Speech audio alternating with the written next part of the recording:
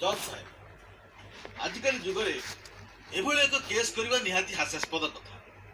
ମୋ କ୍ଲାଏଣ୍ଟ ତାଙ୍କ ଫ୍ୟାକ୍ଟ୍ରିରେ ଗୋଟେ ନୂଆ ମେସିନ୍ ଇନଷ୍ଟଲ କରିଛନ୍ତି ଯୋଉଟା କି 100 ଶ୍ରମିକଙ୍କର 3 ଦିନର କାମକୁ ସେ ଗୋଟେ ଦିନରେ କରିପାରିବେ। ତେଣୁ 100 ଶ୍ରମିକଙ୍କର ଆବଶ୍ୟକତା ନାହିଁ ମିଲର୍ଡ। ମେସିନ୍ ବସେଇଲା ପରେ ସେ 100 ଶ୍ରମିକଙ୍କର ବୋଝ ଉଠେଇବେ କାହିଁକି?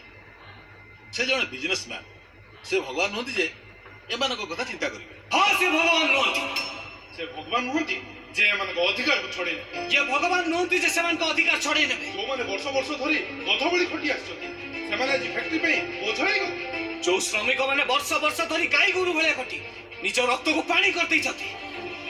जो श्रमिक माने आरंभरु फैक्ट्री रो बोझ को निज कांधरे बई आछथि आज फैक्ट्री में सेमाने बोझ होई गले।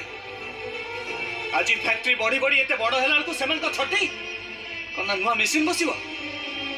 अरे जो बापा माम को जन्म देइचंती खाइबा को पिंधिबा को दे बड़ मनीष करचंती से माने बुढ़ा हे गले कोन तम घर तड़ी दबो काहे कि से माने अयोग्य रोगी ना से माने रोजगार करि परिबेनी।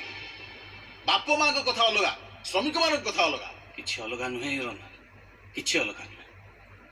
कंपनी रा आरंभ दिनठु निज लहु लुह झाल सब निगाड़ी देइचंती एई श्रमिक माने निज पारिश्रमिक टु कम दर माने वर्ष वर्ष धरी खटी आछंती एई श्रमिक माने बिना ओभर टाइम बिना बोनस रे राति दिन एक कर देइचंती एई श्रमिक माने ए कंपनी को ठिया करचंती एई श्रमिक माने निज घर को पर करी कंपनी को घर करितबा श्रमिक माने केबे भाबितिले जे दिने कंपनी बड़ हे गला हम पर हे जिवो बोली से माने केबे भाबितिले जे जो मालिक को कोटिपति बने आबे निज पिला छुआ को भूली जाइतिले ताको जो दिन भिक मागिया को पड़ियो बोली जो मान को पाई आज एमान को बैंक बैलेंस बड़ी बड़ी चलची से मान को लोन अकाउंट देखिले आपन को आखिर लुह अटके परिबेनी सर।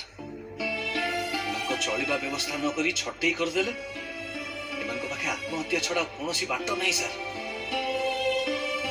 तेणु मु अनुरोध करूची जो मान को पैसा रे व्यक्ति माने बड़ लोक हेइचंती से पैसा रो किछि अंश ए श्रमिक मान को दिया जाओ जोथि पई से माने हकदार